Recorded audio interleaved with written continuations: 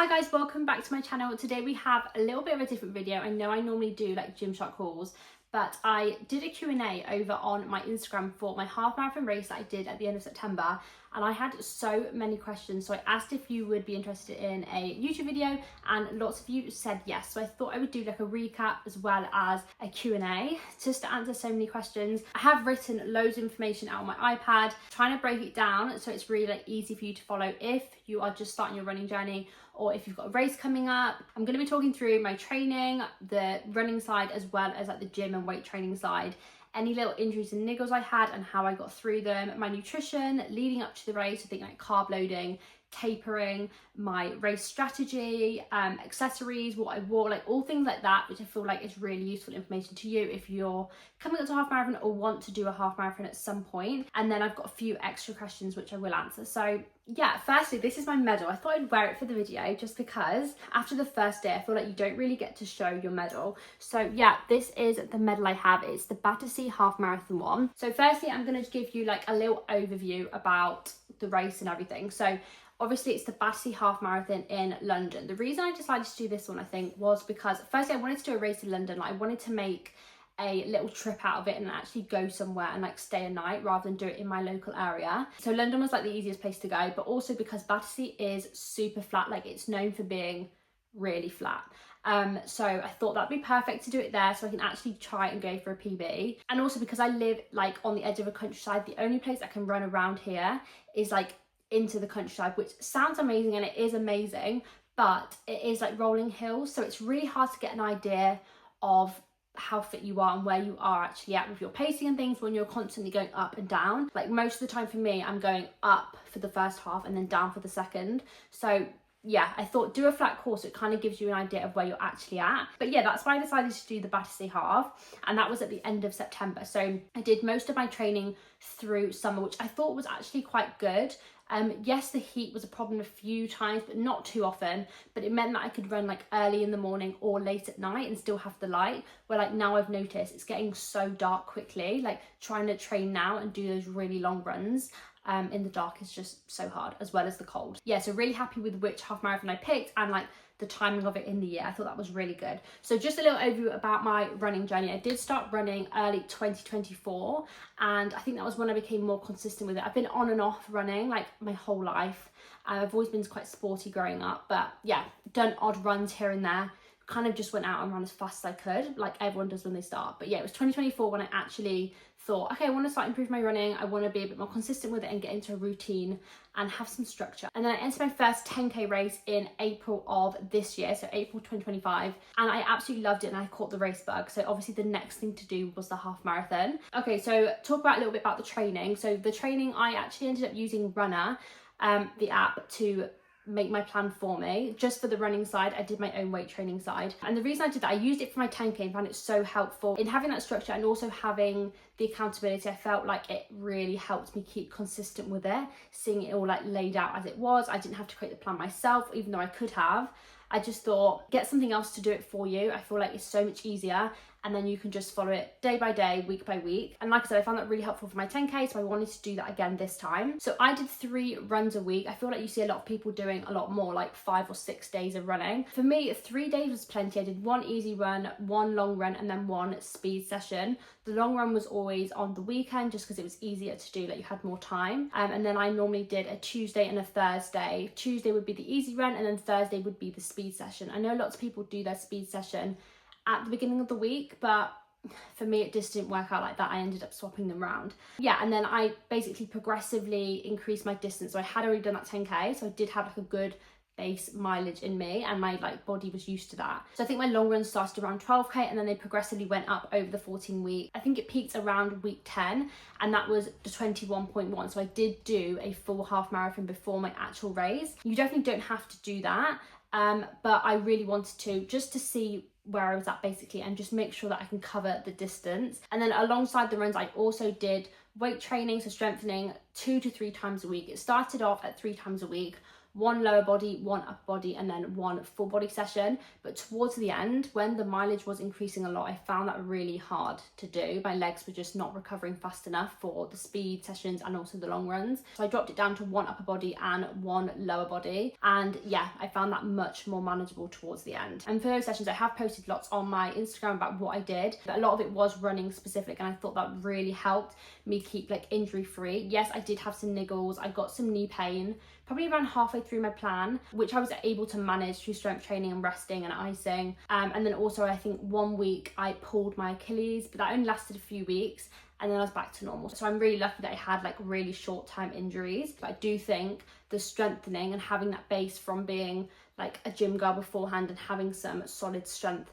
really helps. So if you are running or getting into running, really prioritize your strength as well. I think that makes so much difference. Just a little bit about nutrition through the training block. So I think everyone knows that running makes you super hungry, and I did find that a lot more with half marathon training than I did with 10k training. I think the thing that helped me the most was just accepting that, yeah, I was going to be hungrier because my body needs more fuel, rather than trying to ignore it and just think, oh, I'm just hungry because of the running, I don't need to eat more. Like, you do. Your body is craving more food and more fuel. Running is really not helpful for fat loss or weight loss. So putting that aside, if you have really aesthetic goals, probably not the time to be doing a half marathon at the same time, in my personal experience anyway, just because they just didn't go hand in hand. Like, I was really craving more food and I was trying to fuel as much as possible to help the half marathon. And yes, my body has changed, maybe not in the way I thought it was going to, but I know that was never my goal. My goal was to do a half marathon, and I did that. So I have achieved what I wanted to. And I think alongside eating more, I think the thing I tried to prioritize the most was when I was eating things. So really trying to focus on my nutrient timing. And that basically means when you're eating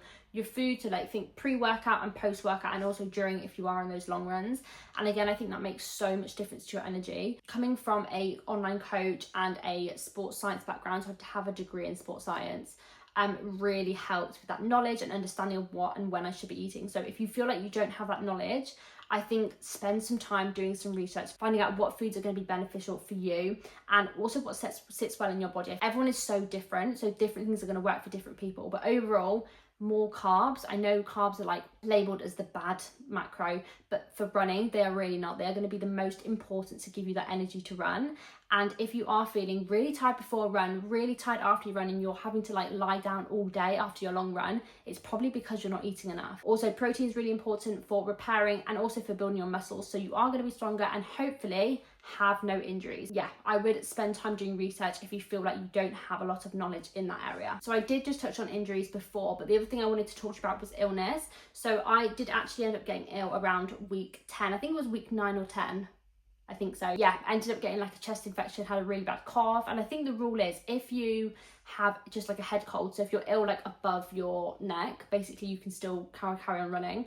But if you have any like a cough or anything lower, then you shouldn't be running. So I did take some time off running. I also had a busy few weeks right around that time as well. So I didn't do any running and I had a really bad cough. So when I came back to it, running felt so hard. Like the first few runs I went on, my chest was so tight, my breathing was out of control, I was coughing as I was running, had to walk a lot, and I just felt so frustrated because I basically lost all of the speed and everything I'd built up in like the previous 8-9 weeks. But that is just life, like that's just happens. You can't expect your training plan to be perfect every week and it just to be linear and you're going faster and faster and faster and running longer and longer and longer. Whether you've got a holiday coming up and you have to take a break, or whether you get ill, like that's just what happens. So you kind of just have to accept it and move on. And that's what I did. So I did end up having to like change my mindset a little bit about what I wanted to achieve for the race, which I will talk about. But yeah, it did set me back a few weeks, but I still wanted to push on and just see what I could do from after that time. So leading up to the race, I did do a half marathon practice about 4 weeks out. So that was just after I was ill. So I probably wasn't in the best shape to be doing a half marathon for my first time ever, like covering that distance. But I did it anyway, and I found it really hard, much harder than I thought I was going to find it. So I had been working up my distances. So I did like a 16, 17, 18. So it was like progressing up. And then I ended up getting to the 21.1. And I think in the last 4 or 5K, my legs just felt so tight. My breathing was all right because we were meant to be going at a conversational pace. But I just felt so tight and uncomfortable. I'm sure like many of you have this. I mean, I can't imagine what it's like getting that tightness in a marathon. But yeah, and that also kind of deflated me a little bit, because I did want to be able to do the distance, or know I could do the distance like comfortably, even if I was going to have to go really slow. Just to be able to get through it comfortably was like a really key goal for me. And knowing that those last few kilometers were like hell in how tight I was feeling, I was a bit more worried going into the race. But things I was trying to remember, so firstly I was ill the couple of weeks before. I also ran it at 5:30 in the morning, when my body obviously is not primed to run at that time. Like, your body's not warmed up or ready to run. And I hadn't really done a tape before that, so I was running on tired legs. I was still doing my gym sessions, I was still doing my speed sessions a few days before. So like, those three things obviously were going to make it feel so much harder. So I just kept that in my mind. On race day, I'm going to feel completely different, and I feel like that really helped me again leading up into the race and like setting those expectations. So after running that half marathon, the distances gradually began to drop down, and I think that really helped, just helping me feel so much fresher, having more energy. Didn't have any more niggles, which was great. But the actual taper began about 2 weeks before. So 2 weeks out before my race, I still had 3 sessions in my plan, but they were a lot shorter. The speed session still had some intensity to like maintain my fitness, but yeah, it was a lot shorter. And then the week of my race, which 1 week out, I only had 1 run that week, which obviously felt so weird, and I felt like I really wanted to cram in extra sessions and like do something. But I just thought the best thing you can do is just rest and feel as fresh as possible. And I do really think that paid off. So if you are about to enter your taper, or you're doing a half marathon and you're going to be tapering in the future, really focus on rest and recovery. It is there for a reason. You want your legs to be feeling as fresh as possible. You've done your whole training block on tired legs. Now is your time to rest up, so you can feel as fresh and as fast as possible for that race day. Obviously, alongside the taper, I did a carb load. So one tip I would really give to you is do a carb load for a half marathon over 2 days, not 1 day. I know you see a lot online, people cramming in food like the night before, the day before, but that is only going to leave you feeling really sluggish if your body is not used to having those extra carbs. So do it over 2 days. I did this and I found it helped so much. So around 2 days out, I decided to start having 7 to 10 grams of carbs per kilogram of body weight, which for me ended up at like 450, I think it was around 450. And I think having that like slightly reduced amount, but then also doing it over 2 days, just helped me top up my energy stores gradually, so I didn't feel like really sluggish and uncomfortable. And then alongside that, drinking lots of water. I think I just had like my Stanley bottle, I just had this, and I think I had 3 of these each of those days, just like constantly like sipping it when I could. Also had electrolytes as well, which I'll talk about supplements after.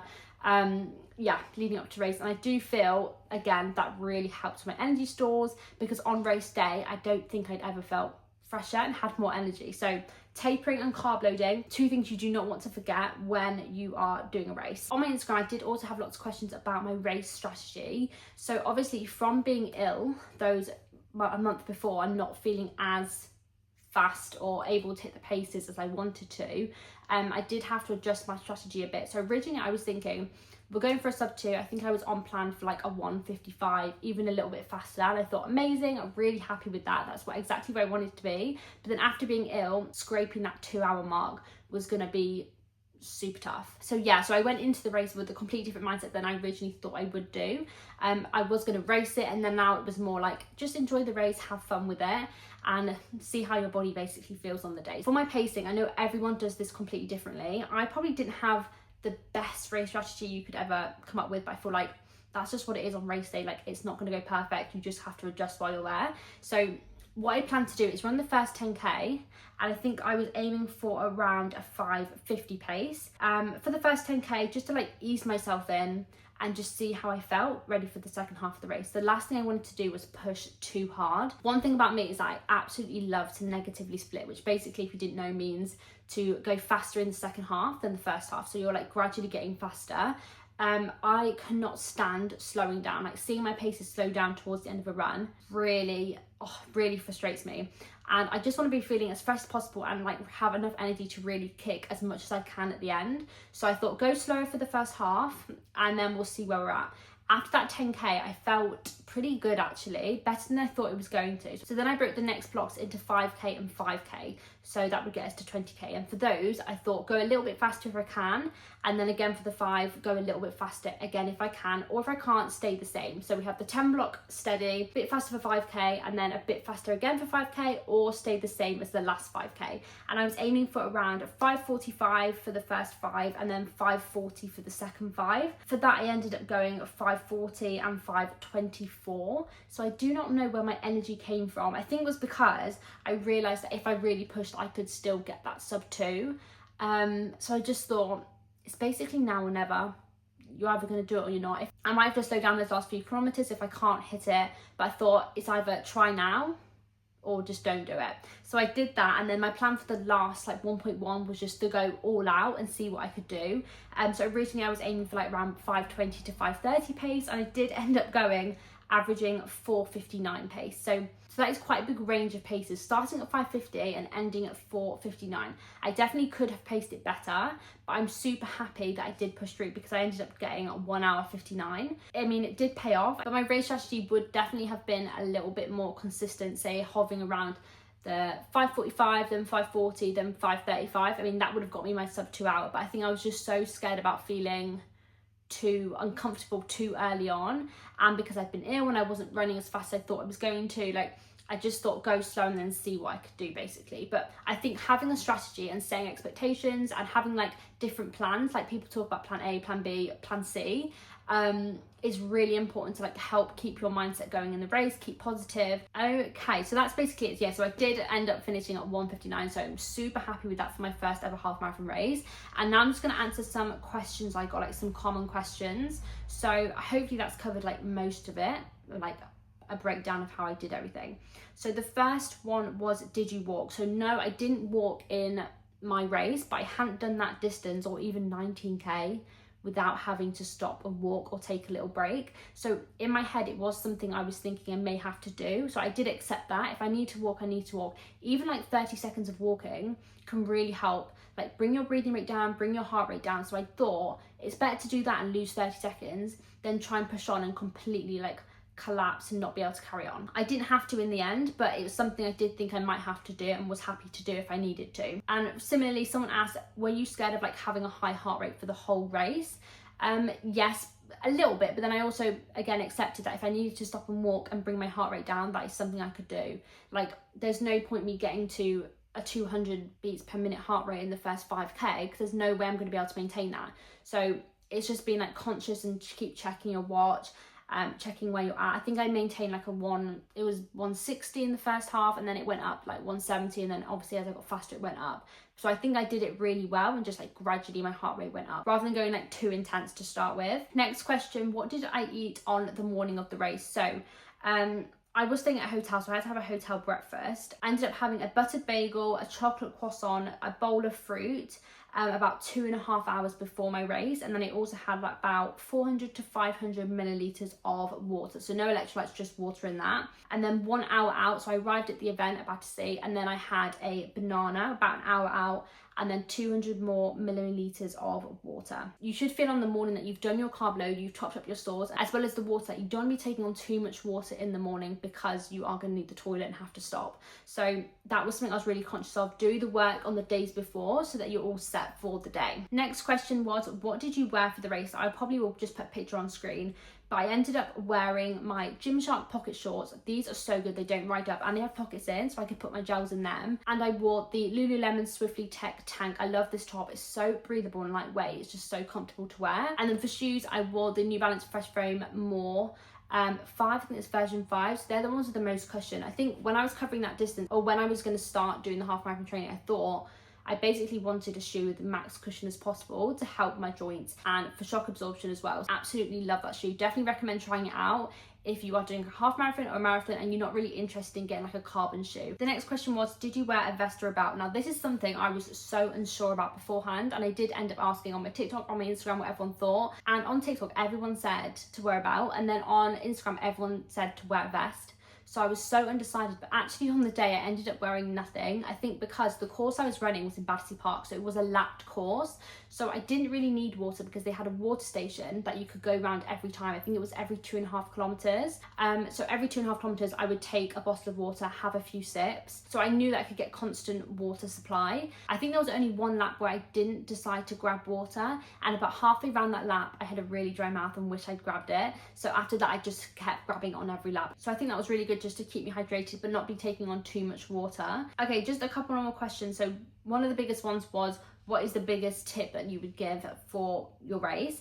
And I think the thing, I've been thinking about this a lot, and I think it is just make sure that you've practiced everything beforehand. So on one of your long runs, it could be like if you are doing the full distance before, like I did 4 weeks out, either on that run or on another long run, just practice everything you're going to be doing on the day. So whatever time your race is, you want to be running at that time, what time you'll get up on the day, thinking about like how far you've got to travel to the race, get up at that time, like what you're going to eat before, what you're going to wear, the shoes, like literally everything you can think of. You want to replicate that day as much as possible so you can see if you need to make any changes at all, whether that's your outfit or your shoes or your fueling. Yeah, so just practice that day ahead of time so you're feeling really relaxed and you know the routine, you know what you're going to be doing, you're comfortable in what you're wearing, everything like that. So practice, practice, practice. Okay, I'm back. My camera just cut out, so I'm gonna have to repeat what I was just been saying. I think I was talking about gels. So one of the questions was how many gels did I have during the race, and I had 3 gels. I used these My Protein High Rocks gels. These have 30 grams of carbs. This is the raspberry lemonade flavour, and I also had the blood orange flavour. They are my 2 favourite flavours. The reason I went for these, firstly they taste really nice, but also they digest really easily, and I found that I had no stomach issues or stomach upset at all from having these. So yeah, these were super good. I had 3 of these, one at 6k, one at 12k, and also one at 18k. I think the key for these, firstly, is to practice them before the race so your body can get used to having them and digesting them, and so you can see how you feel on them, because I feel like everyone is so different, and obviously their body reacts differently. So try it out beforehand, but then also take these before you feel that you need it. So you don't want to be feeling like your energy is just running really low and then think, okay, now I need to take a gel, because it's already too late. So what you want to do is take it before you get to that point so that your energy levels can remain topped up all the time. The last thing I wanted to talk about was the after race expectations, how I felt after the race, and also what I'm doing next. So I think on social media, it makes it look like everyone is running half marathons every week, signing up to a new race as soon as they finished.